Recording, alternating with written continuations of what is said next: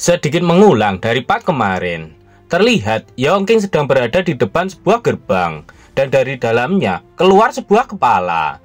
Kepala itu menanyakan apakah Yongking ingin membeli kunci. Yongking membenarkannya. Kemudian kepala orang itu langsung mengajak Yongking masuk ke dalam. Setelah masuk ke dalam, ternyata tempat itu sangatlah luas dan ramai. Orang yang menyambut Yongking di pintu masuk tadi mengatakan jika bukan karena Suyin dari Guild Scorpion yang memperkenalkan Yongking, maka dia tidak akan mengizinkannya untuk masuk ke dalam. Orang itu memberitahukan bahwa di dalam sana tidak boleh berperang. Mereka di sana dilindungi oleh sihir tingkat tinggi. Andai saja ada yang membuat masalah. Yongking kagum karena mereka menyembunyikan pasar gelap di dalam dungeon untuk menghindari deteksi malaikat. Orang itu menjelaskan kalau Yongking dapat menemukan barang langka yang dimonopoli oleh guild besar di tempat ini. Dia memastikan apakah benar Yongking datang ke sana karena untuk mendapatkan sebuah kunci dungeon. Suyin sudah memberitahunya sebelumnya. Kemudian Yongking mengeluarkan sebuah batang emas dan memasukkannya ke dalam kantong baju orang itu. Yongking merangkul orang itu. Walaupun ini kali pertamanya Yongking datang ke tempat itu, namun dia tahu aturan di sana. Itu hanyalah sebuah ucapan rasa terima kasih Yongking kepada orang itu.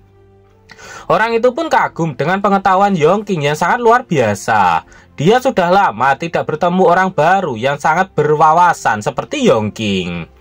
Kemudian dia mengajak Yongking untuk mengikutinya. Dia mengatakan jika Yongking bisa masuk tanpa perlu antri seperti yang lainnya. Setelah sampai di antrian, Yongking terkejut melihat banyaknya orang yang mengantri. Pria itu mengatakan jika semua orang mengantri untuk mendapatkan kunci dungeon. Karena melihat Yongking masih seperti pemula, maka pria itu menjelaskan bahwa kunci dungeon adalah sesuatu yang hanya perlu dipertimbangkan oleh para petualang setelah mencapai level 10. Ada 5 tingkat dungeon. Yang paling mudah adalah dungeon normal yang tidak memerlukan kunci untuk masuk. Semua dungeon sebelum level 10 adalah tingkat ini, yang relatif ramah bagi para pendatang baru. Kesulitan pertempuran cukup rendah. Monster sangat sedikit dan level tertinggi untuk jenis dungeon ini adalah 10.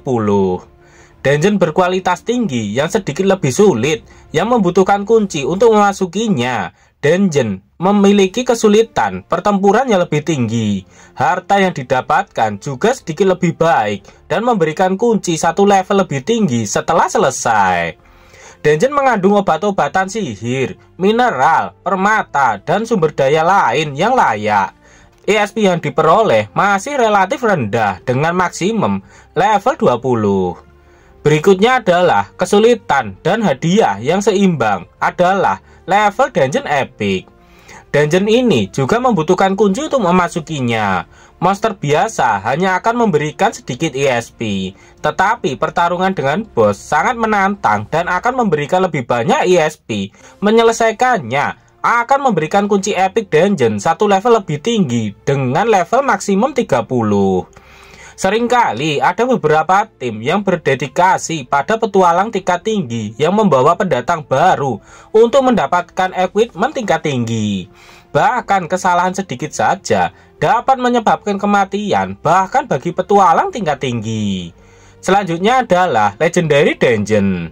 Di dalamnya ada berlimpah bahan-bahan sihir dan sumber daya lainnya. Dengan kemungkinan untuk menemukan yang tingkat atas, jarahan dari bos selalu tingkat atas. Tetapi kesulitan pertempurannya gila-gilaan. Bahkan petualang berpengalaman yang lebih tinggi dari beberapa level sering mati di dungeon ini. Hadiah untuk menyelesaikannya berupa kunci dungeon legendaris yang lebih tinggi dengan tingkat maksimum 40. Yongking penasaran dan bertanya jika dia menyelesaikan dungeon legendaris level 40, apakah kuncinya akan terupgrade? Orang itu membenarkannya, kuncinya akan diupgrade ke level 41. Akhirnya, Yongking tahu jika kunci bisa diupgrade tanpa batas, maka level maksimumnya tidak hanya 40 saja. Orang itu menjelaskan jika selama ini belum ada dungeon di atas level 41 yang muncul. Jadi kunci level 41 tidak berguna. Yongking tertegun sejenak mendengar pernyataan itu. Sebenarnya pria itu menyebutkan ada 5 tingkat. Karena baru ada 4 tingkat yang disebutkan, Yongking menanyakan apa tingkat yang terakhir. Orang itu mengatakan jika selama ini tak ada seorang pun yang pernah bertahan hidup di dungeon tingkat neraka. Jadi orang itu meminta Yongking tidak membicarakan hal itu. Akhirnya acara lelang pun telah dimulai. Seorang pemandu lelang mulai mengeluarkan kuncinya. Itu adalah kunci dungeon berkualitas tinggi level 10. Penawaran awalnya adalah 50.000. Langsung saja ada seseorang yang menawar sebesar 65.000. Di sana juga terlihat Weeping Phantom yang membaur dengan yang lainnya. Dia menawar sebesar 80.000. Orang yang bersama dengan Yongking tadi terkejut melihat Weeping Phantom. Dia tidak tahu dari mana wanita itu berasal dan tiba-tiba muncul di sana. Jadi sebelumnya ketika pandangan orang tertuju ke pemandu lelang, Yongking memanggil Weeping Phantom untuk membantunya menawar. Kemudian Yongking diberitahukan oleh orang itu bahwa dia harus menawar sebesar 100.000 saja. Sebab pendapatan dari dungeon berkualitas tinggi level 10 kurang dari 200.000. Selain itu Yongking juga harus mengurangi dari biaya tenaga kerja dan sebagainya. Namun Yongking mengatakan jika dia tidak berencana untuk menawar. Setelah melihat level Yongking saat ini, orang itu mengatakan kalau Yongking hanya berlevel 7. Dungeon berkualitas tinggi level 10 adalah level terendah di mana Yongking bisa mendapatkan ESP. Atau kalau Yongking ingin mati di dalam dungeon epic. Tiba-tiba ada yang berani menawar 120.000. Sontak saja pemandu lelang langsung mengucapkan selamat kepada pemuda itu karena telah mendapatkan kuncinya. Mereka bertiga pun pergi sembari membahas langkah apa yang akan mereka lakukan nanti. Tapi menurut orang yang bersama Yongking, mereka pasti akan kalah besar di sana. Selanjutnya pemandu lelang kembali melelang satu kunci berkualitas tinggi lainnya. Beberapa saat kemudian, lelang kunci dungeon berkualitas tinggi sudah terjual semuanya. Dan sekarang adalah giliran lelang kunci dungeon dengan tingkat 10 epic. Penawaran awalnya adalah 200.000. Orang-orang mulai membicarakan dungeon tingkat tinggi ini. Di dalam kerumunan orang-orang, ternyata di sana juga ada Pondi yang sedang menyamar. Tiba-tiba ada seseorang yang menawar dengan harga 500.000. Yang melakukannya adalah ketua guild Scorpion.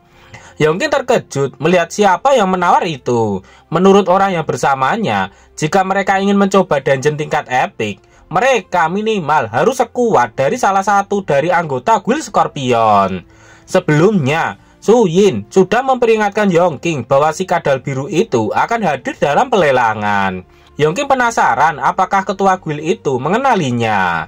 Su Yin mengatakan walaupun Yongking menyerangnya secara langsung, dia tidak akan pernah mengenalinya. Yongking bertanya kenapa ketua guild Scorpion mencari kunci dungeon. Su Yin mengatakan jika si kadal biru itu selalu seperti itu. Dia termotivasi oleh sesuatu. Kembali ke pelelangan. Dengan sombongnya, ketua guild Scorpion mengatakan siapa yang berani menawar untuk melawannya. Baru saja dia selesai mengatakannya, tiba-tiba ada seseorang yang menawar seharga 600.000. Dia terkejut dan langsung melihat ke belakang. Ternyata yang menawar adalah Weeping Phantom.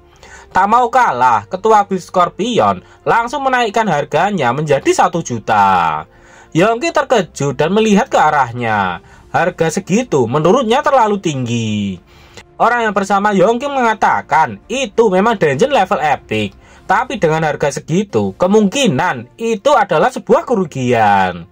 Tiba-tiba, Yongking tersenyum licik ke arah orang itu. Dengan percaya diri bahwa tidak akan ada orang lain yang menawar lebih tinggi darinya, ketua guild Scorpion langsung naik ke atas panggung untuk mengambil kuncinya. Tiba-tiba dari belakang ada seseorang yang menawar seharga 1.500.000 yang membuat ketua guild Scorpion sangat terkejut. Setelah melihat ke belakang, ketua guild Scorpion benar-benar terkejut karena melihat orang yang sama yang telah menawar dengan harga setinggi itu. Weeping Phantom hanya tersenyum saja ke arah ketua guild Scorpion atas tawarannya. Tak mau kalah, ketua guild Scorpion pun menawar lagi dengan harga 2 juta. Sekali lagi, Weeping Phantom menaikkan harganya menjadi 2.100.000. Tawar-menawar harga terus berlanjut. Tapi Weeping Phantom hanya menaikkan harganya 100.000 saja dari tawaran ketua guild Scorpion. Dan sekarang tawarannya terhenti di harga 4.100.000. Ketua guild Scorpion sangat marah. Dia tahu kalau Weeping Phantom sengaja menawar untuk melawannya. Tapi ketua guild Scorpion tak mau kalah. Dia ingin melihat sampai di mana Weeping Phantom bisa mengikutinya. Ketua guild Scorpion menaikkan tawarannya menjadi 5 juta. Orang-orang mulai kagum dengan kehebatan ketua guild Scorpion yang berani menawar kunci seharga 200.000 hingga melompat menjadi 5 juta. Dalam hatinya, ketua guild Scorpion mengancam jika Weeping Phantom menawar lagi, maka dia akan berhenti menawar. Namun ternyata Weeping Phantom duluan yang berhenti, dan itu kembali mengejutkan ketua guild. Ketua guild mulai berpikir sesuatu, tapi saat melihat ke arah Weeping Phantom, dia sudah menghilang dari sana. Ketua guild Scorpion langsung bertanya kepada orang yang bersama dengan Yongking. Dia menanyakan di mana wanita yang ada di sebelahnya tadi. Tapi orang itu tak mengetahuinya. Ketua guild Scorpion benar-benar merasa telah dipermainkan oleh seorang wanita. Dia mengancam jika dia bertemu dengan wanita itu lagi, maka dia akan langsung menghabisinya beserta orang yang dia kenal. Beberapa saat kemudian, Yongking keluar. Pria yang bersamanya meminta maaf kepada Yongking karena sudah jauh-jauh datang, namun tak mendapatkan apapun. Dia tak menyangka ada seorang wanita gila yang tiba-tiba muncul dan mengacau di sana. Yongking tak mempermasalahkannya, bahkan tanpa ada yang ikut campur, tak akan mudah menawar dengan Sushi, si ketua guild Scorpion. Orang itu pun pergi, namun dia akan memberitahukan Yongking jika ada lelang lagi nantinya. Setelah orang itu pergi, Yongking memanggil Weeping Phantom. Weeping Phantom menanyakan, selain mereka kalah lelang, uang milik Sushi tidak masuk ke kantong mereka. Tapi ada yang membantah pernyataan dari Weeping Phantom. Sontak saja Weeping Phantom langsung terdiam. Dia langsung melihat ke arah suara itu berasal. Weeping Phantom tak percaya bahwa ada pemandu lelang di sana yang sedang menguping pembicaraannya dengan Yongking. Tapi setelah melihat ke arah matanya, Weeping Phantom tahu jika orang itu adalah iblis yang diperbudak oleh Yongking untuk sementara. Yongking sebenarnya juga baru tahu saat dia di sana kalau ternyata pemandu lelang itu adalah iblis. Sebenarnya Yongking juga heran mengapa pemandu lelang itu adalah iblis. Tapi untuk sementara ini sudah cukup. Weeping Phantom pun akhirnya paham kenapa Yongking memintanya untuk terus menambahkan harganya.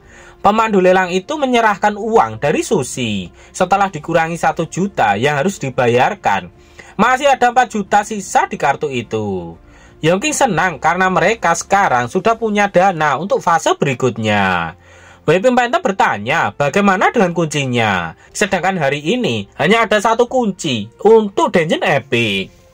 Beberapa saat kemudian, Yongking pergi menemui seorang petualang assassin. Yongking menunjukkan kunci yang dia dapatkan dari seorang assassin itu. Dan ini jauh lebih mudah daripada pelelangan. Weeping Phantom heran, kenapa kunci yang dijual di pintu masuk dungeon jauh lebih murah. Yongking menjelaskan jika rekan satu tim orang itu semuanya mati di dalam Dungeon Epic. Dia beruntung bisa keluar hidup-hidup. Sedangkan saat ini dia bisa menjual kunci itu dengan harga pasar. Yang tidak disadari oleh Yongking adalah dia saat ini sedang diawasi oleh mata kadal dari atas pohon. Tentu saja kadal itu dikendalikan oleh Sushi. Setelah menerima informasi dari kadal kecil itu, Sushi langsung membawa anggota guildnya untuk masuk ke dalam dungeon itu. Sushi tahu jika mereka mendapatkan kunci Dungeon Epic terbatas untuk 5 orang dan 2 orang baru saja masuk, jadi masih bisa untuk 3 orang lagi masuk ke sana. Sushi kemudian menunjuk 2 orang paling depan untuk ikut dengannya masuk ke dalam dungeon. Salah satu dari mereka berkeringat ketakutan. Dia tahu jika orang yang baru saja masuk itu bukanlah siapa-siapa bagi mereka. Tapi jika dia bertarung bersama ketua guild, pasti dia akan mati. Tetapi hal yang mengejutkan terjadi. Saat Sushi akan memasuki dungeon, dia tidak dapat melakukannya. Sistem melaporkan jika dungeon sudah penuh. Susi yakin jika yang masuk sebelumnya hanyalah 2 orang saja. Tapi kenapa tiba-tiba dia tidak bisa masuk karena dungeonnya penuh?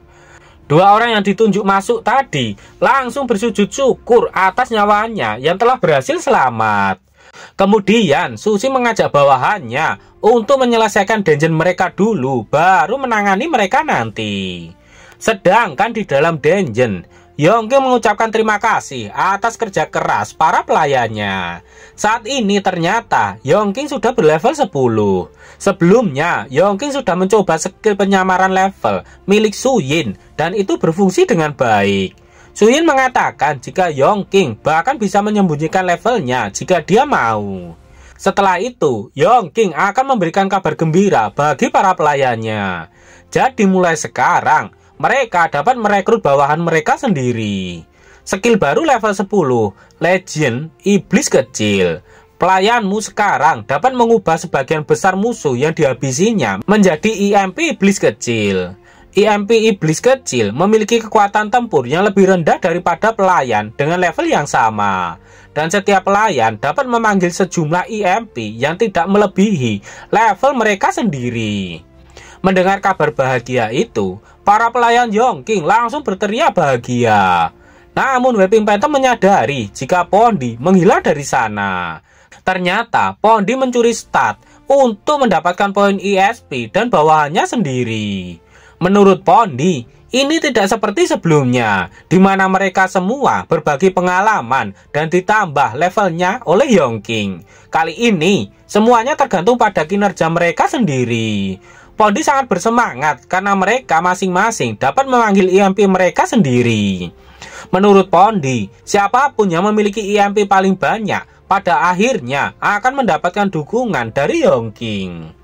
Melihat Pondy sudah duluan, yang lainnya pun langsung bergegas berlari mengejar Pondy agar tidak kalah darinya. Kemudian Yongking berkomunikasi dengan Netahu. Dia menanyakan bagaimana keadaan di luar. Netahu mengatakan jika Susi dan organisasinya pergi ke dungeon mereka sendiri. Netahu juga memberitahukan bahwa skill level 10 yang baru itu memungkinkannya untuk bisa bersembunyi tanpa terdeteksi. Netahu akan menunggu di sana sampai mereka keluar dari dalam dungeon.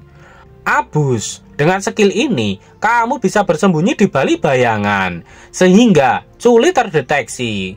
Tetap diam akan membuat kamu semakin sulit ditemukan.